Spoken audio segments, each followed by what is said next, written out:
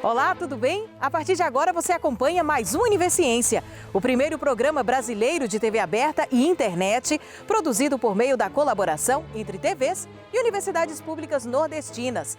Vamos saber quais as pesquisas científicas a gente vai acompanhar hoje?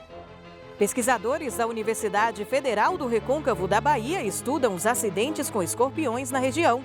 Estudantes da Universidade Estadual do Piauí desenvolvem equipamentos de laboratório com criatividade e baixo custo. E para além do turismo, um estudo conta a história da Chapada Diamantina de um jeito diferente.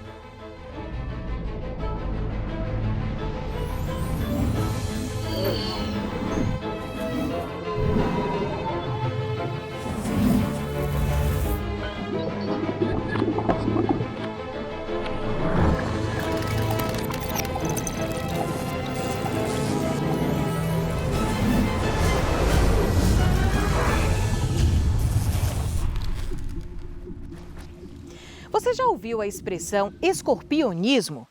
Trata-se do nome dado ao acidente causado pelo veneno do escorpião através da picada sofrida pela vítima, que pode causar sérias complicações.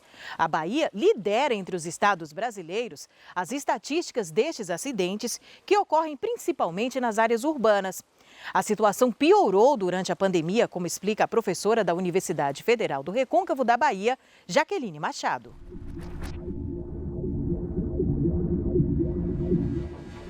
Com a pesquisa sobre o aumento dos acidentes por escorpiões no Ceará, a pesquisadora e professora Jaqueline Machado, da UFRB, nos ajuda a entender este mesmo cenário no Recôncavo da Bahia.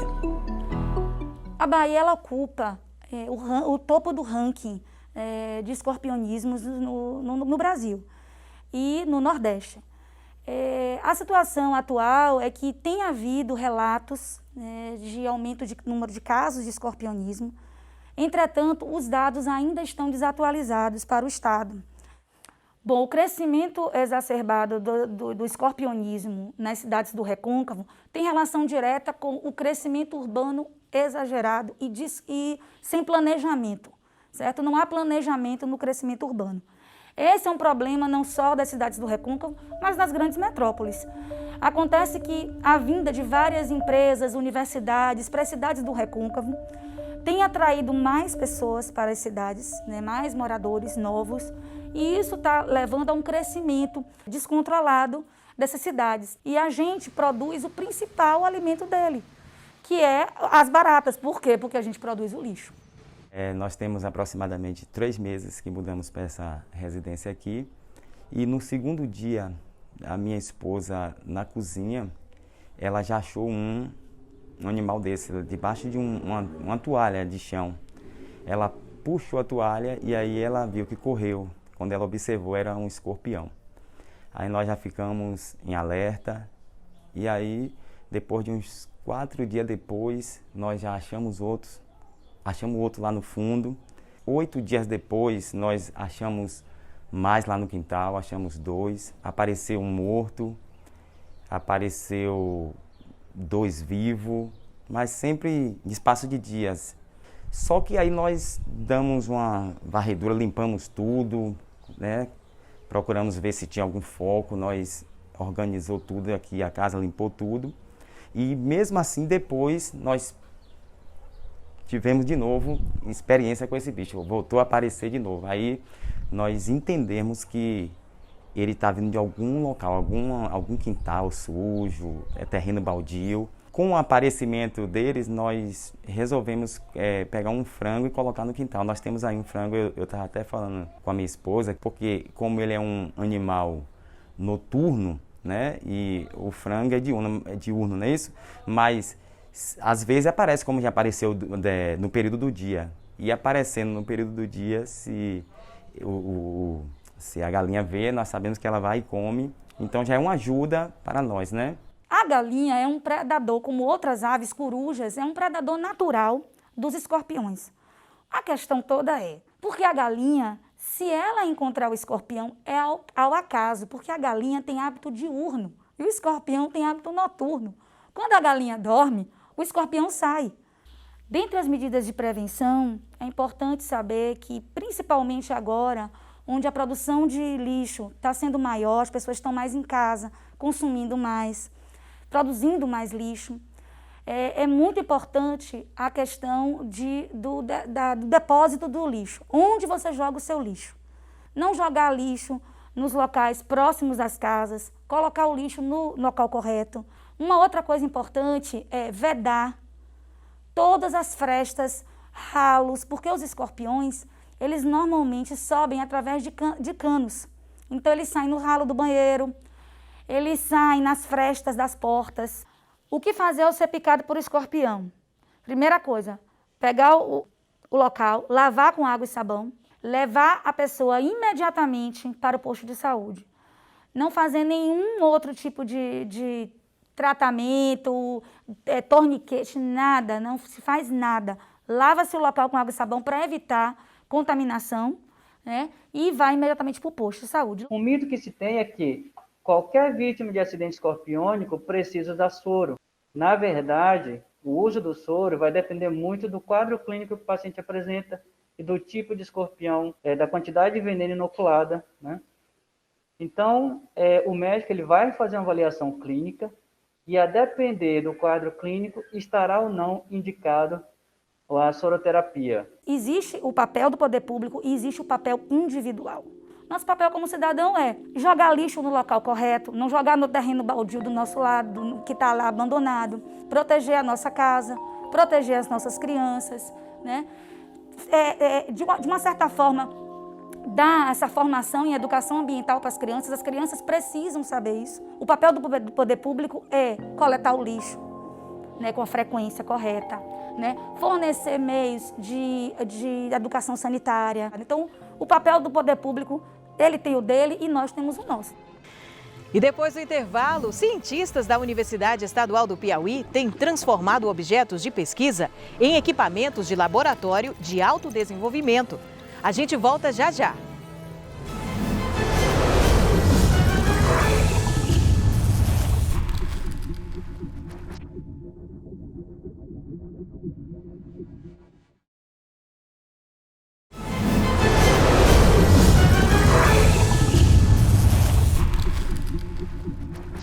Diante da necessidade de estruturar laboratórios de pesquisa, alunos da Universidade Estadual do Piauí têm desenvolvido equipamentos de forma criativa. Entre as invenções estão uma máquina para produzir placas de circuitos de celulares e um simulador de usina hidrelétrica. Tudo isso com materiais de baixo custo que ajudam em outras pesquisas e soluções para o nosso dia a dia.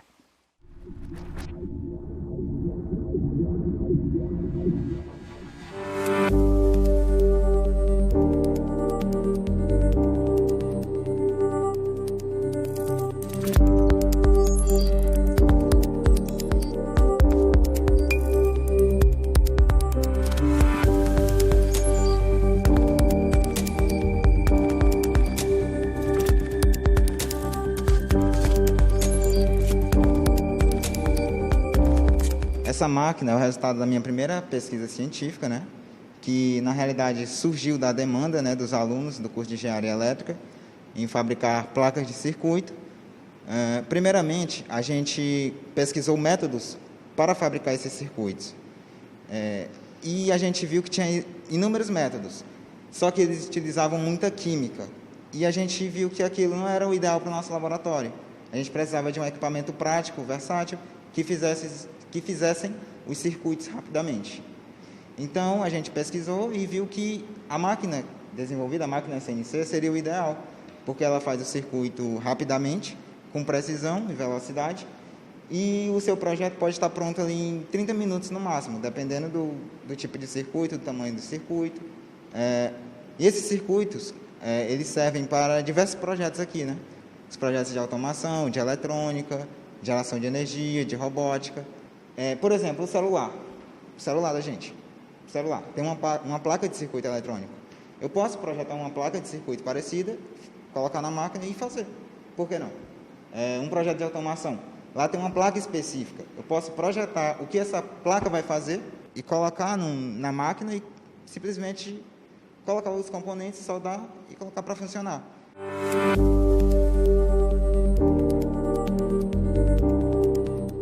foi um verdadeiro desafio trazer um equipamento tão acessível quanto esse no mercado, de grandes laboratórios. Um equipamento desse tem um custo bastante elevado. Então, trazer o mesmo equipamento, as mesmas experiências que podem ser feitas com um custo baixo, foi realmente um grande desafio, uma satisfação para mim poder auxiliar na universidade, na academia, com outros estudantes que podem se beneficiar dessa máquina. Uma das situações prementes da academia para que você possa realizar pesquisa e prática adequadamente é a estruturação de laboratórios, né?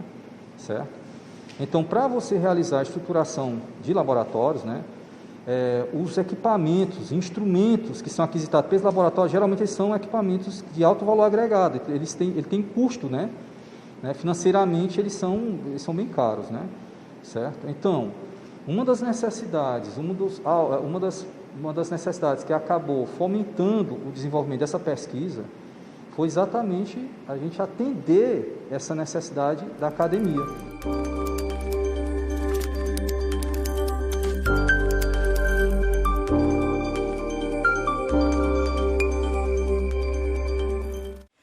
A gente sabe que a atividade física bem orientada só traz benefícios para a saúde.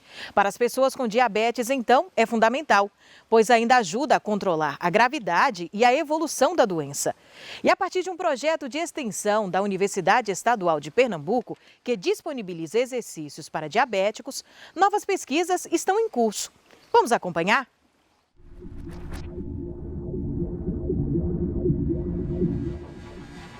Que praticar exercícios é bom para a saúde, muita gente sabe. Mas você sabia que também é muito importante no auxílio do tratamento das pessoas com diabetes? Pois é, porque regula o nível do açúcar no sangue, além de diminuir a resistência à insulina. E é sobre isso que está rolando um projeto aqui no campus da UPE, que fica em Santo Amaro. O projeto Doce Vida, que é um programa de exercício físico supervisionado para diabéticos, foi criado no dia 8 de março de 2010, ou seja, são 11 anos de programa. O maior objetivo dele é controlar a diabetes por meio do exercício físico. Então, nós medimos a glicemia pré e pós cada sessão de exercício, assim como a pressão arterial e o oxigênio desses diabéticos, para prescrever o exercício em cima da glicemia, ou seja, de forma mais segura possível e individualizada. Quando o diabético está descontrolado, ou seja, ele não controla essa glicemia, ele pode apresentar várias complicações crônicas na sua visão, nos seus rins, coração, pés. Então, é extremamente importante que ele controle essa glicemia. Como que ele vai controlar essa glicemia? Medicação adequada, alimentação adequada e exercício físico. Por isso que o programa ele é supervisionado, certo? Nós temos aqui um grupo de alunos do curso de Educação Física que monitoram diretamente cada diabético no exercício físico. Então, a gente vai adaptar o exercício para cada diabético de acordo com a sua idade, a sua condição clínica, principalmente quanto que está a sua glicemia antes do exercício. E aí a gente faz os exercícios que todos conhecem, exercícios de musculação, que a gente chama exercício de força, o exercício aeróbico, exercício de equilíbrio, flexibilidade, mobilidade articular. Quanto mais a gente trabalha com esse corpo, melhor vai ser esse controle glicêmico e também a adaptação desses indivíduos.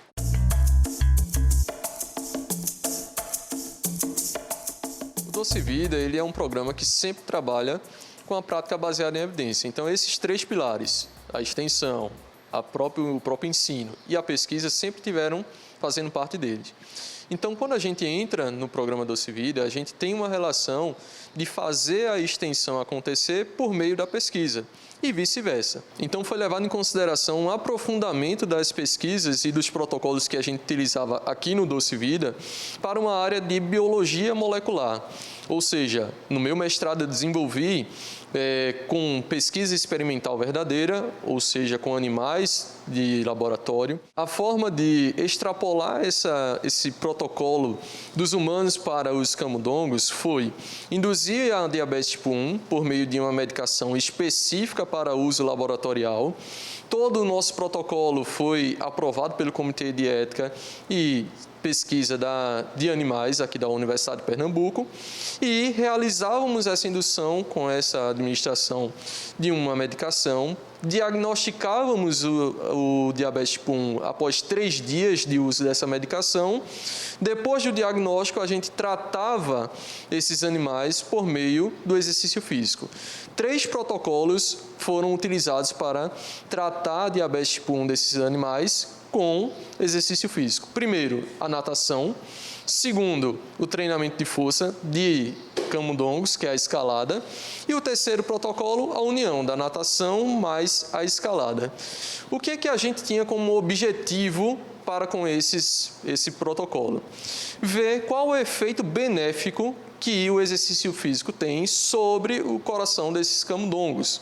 Sabemos que a diabetes, na sua cronicidade, ou seja, com o passar dos anos, pode desenvolver uma complicação crônica de tipo cardiovascular e levar até mesmo ao desenvolvimento de insuficiência cardíaca. Nesse sentido, o que faz a contração muscular do coração acontecer são as proteínas. Proteínas essas que no coração do diabético está em diminuição. Os nossos resultados mostraram que todos os exercícios que a gente aplicou melhorou as proteínas cardíacas desses camundongos, ou seja, ajudou na contração muscular do coração desses animais. Porém, o protocolo que mais se sobressaiu, ou seja, que mostrou mais resultados, foi o protocolo de natação. O protocolo de cunho aeróbio. E isso a gente pode levar para a vida humana, ou seja, o protocolo aeróbico realizado em humanos pode também trazer benefícios na questão da contratilidade cardíaca de diabéticos tipo 1 e também de tipo 2.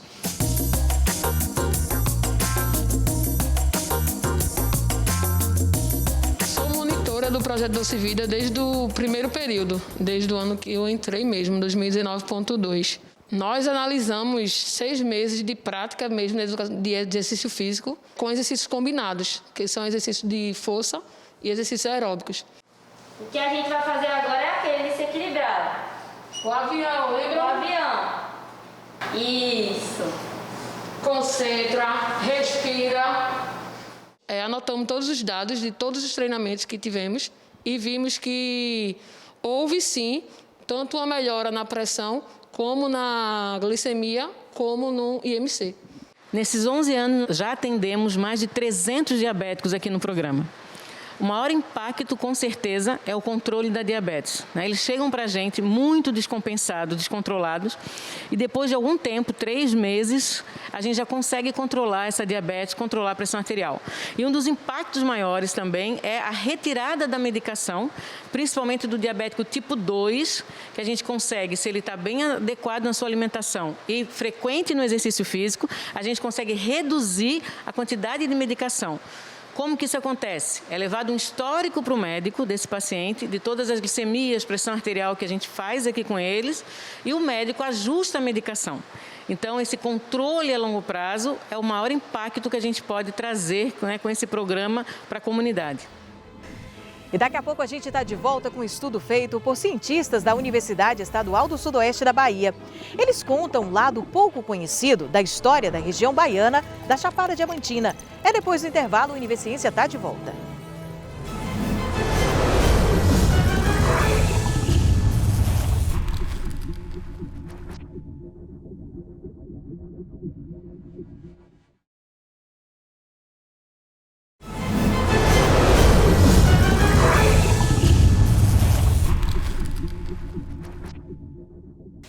Quando a gente ouve falar da Chapada Diamantina na Bahia, logo a gente pensa nas cachoeiras, na beleza natural e na possibilidade daquelas férias relaxantes, não é mesmo?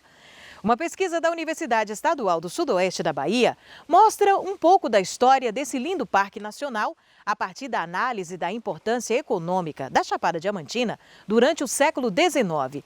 Nesse período, o extrativismo de minérios foi reformulado no Brasil, com a chegada da família real portuguesa no país. E os reflexos podem ser vistos até hoje na economia local.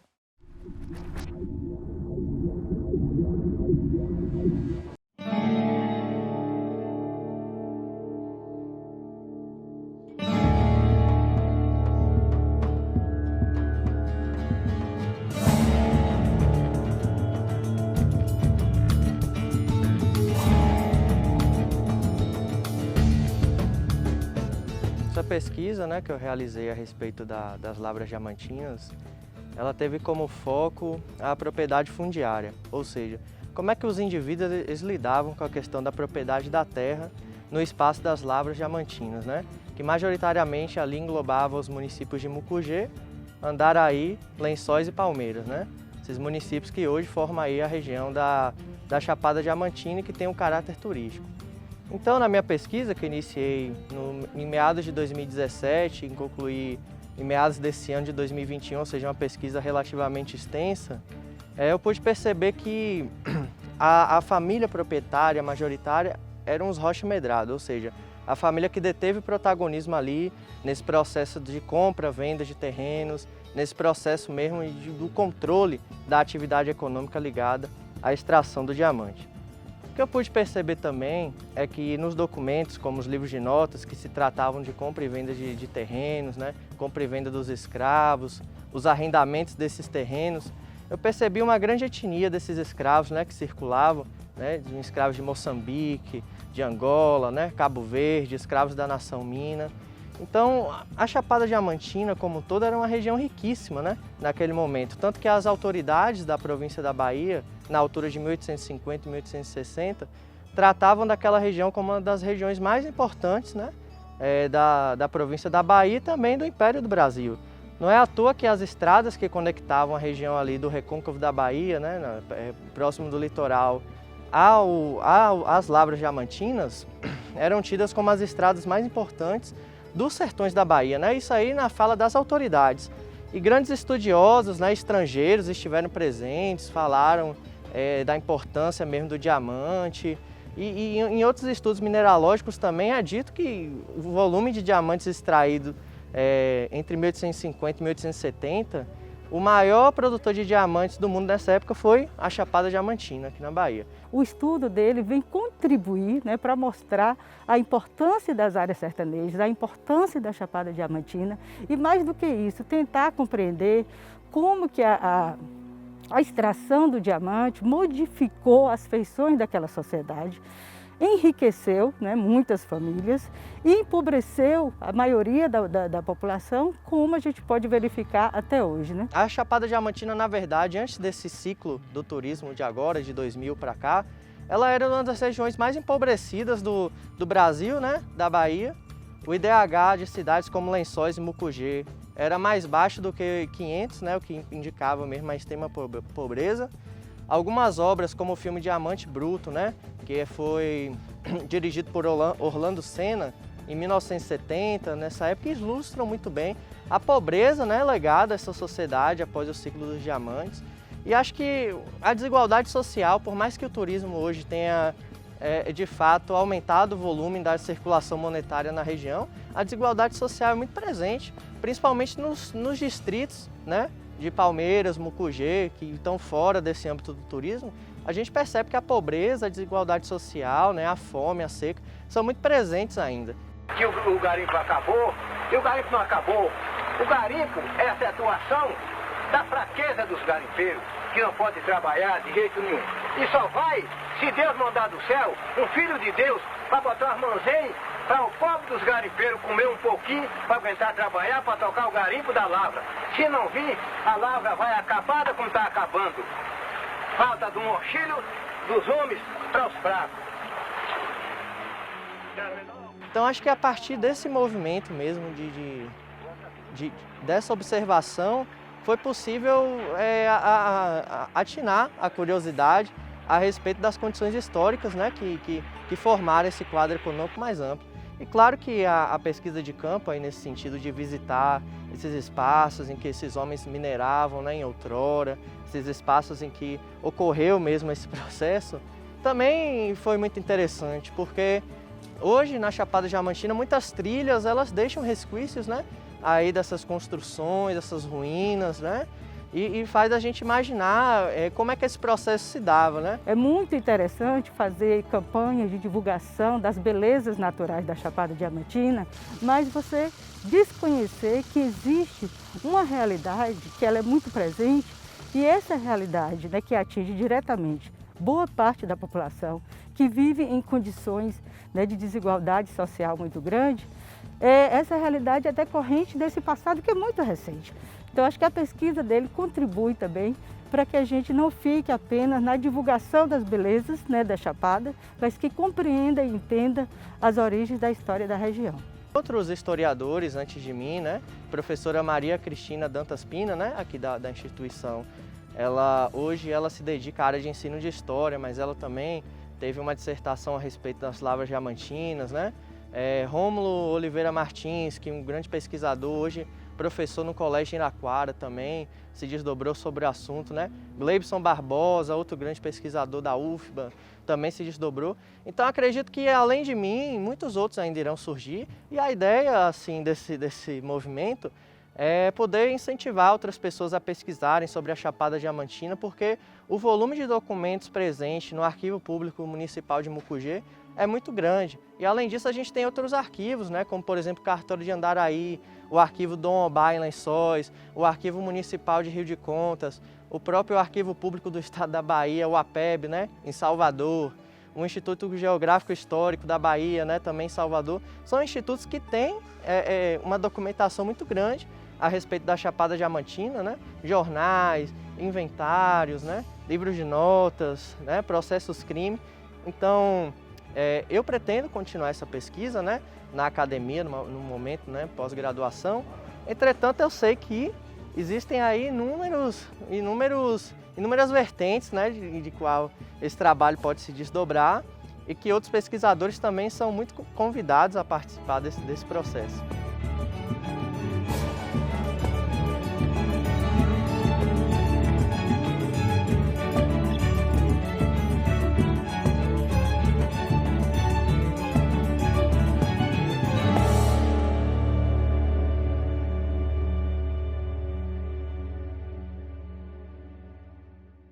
Bom, e com esta curiosidade da Chapada Diamantina, nós encerramos o Universiência de hoje.